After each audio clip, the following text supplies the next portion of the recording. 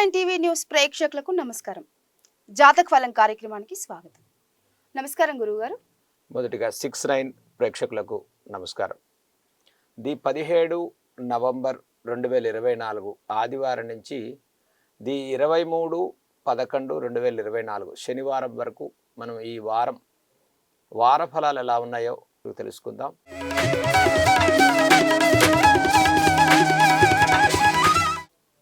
కుంభరాశి గురించి కూడా వివరించండి గురువుగారు.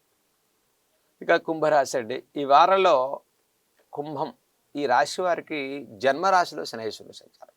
అంటే కుంభరాశి వారు ఏలినాటి శని ప్రభావంతో కాస్త ఇబ్బందులు పడుతున్నారు. అయితే ఈ వారంలో కుంభరాశి వారికి కూడా ప్రతి పనిలో విజయాలు సాధించుకుంటారు. మనోధైర్యం పెరుగుతుంది, అనిశ్చిత వాతావరణం తొలగిపోతుంది, జీవితం మీద చాలా వరకు పురోభివృద్ధిని సాధించేటువంటి ప్రయత్నాలు సఫలీకృతం అవుతాయి. అంటే ఇప్పటి వరకు నిరాశ నిస్పృహలు కలిగే కుంభరాశి వారికి ఈ వారం నుంచి చాలా సానుకూల పరిస్థితులు గోచరిస్తాయి. జన్మరాశిలో శనైశ్వరుని సంచారం వల్ల ఆర్థిక రంగాల్లో పెట్టుబడులు పెట్టేటువంటి వారికి కూడా సానుకూల పరిస్థితులు కలుగుతాయి. ప్రతి వ్యవహారంలో ఒక చక్కటి ప్రణాళికతో ముందుకెళ్ళినట్లయితే విజయం సాధించుకుంటారు. ద్వితీయ రాహువు, అర్ధాష్టమ చంద్రగురులు, షష్టమ కుజుడు, అష్టమ కేతువు, దశమ రవి బుధులు, ఏకాదశ శుక్రుని సంచారం. ఇక కుంభరాశి వారికి లాభశత శుక్రుడి సంచారం వల్ల టెక్స్టైల్స్, క్లాత్ బిజినెస్ చేసుకునే వారు విశేష ఫలితాలు పొందుతారు.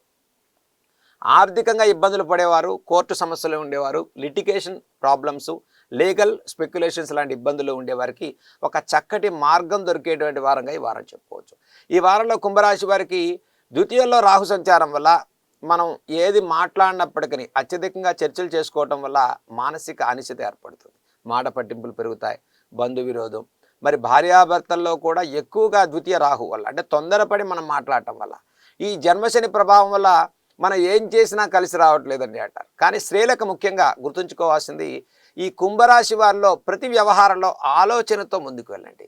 అనవసరమైన చర్చల వల్ల నష్టం కలుగుతుంది. ప్రతి వ్యవహారంలో ఒక చక్కటి దైవిక మార్గంలో ముందుకు వెళ్ళినట్లయితే మనోధైర్యం పెరుగుతుంది, విశేషమైన ఫలితాలు సాధించుకుంటారు.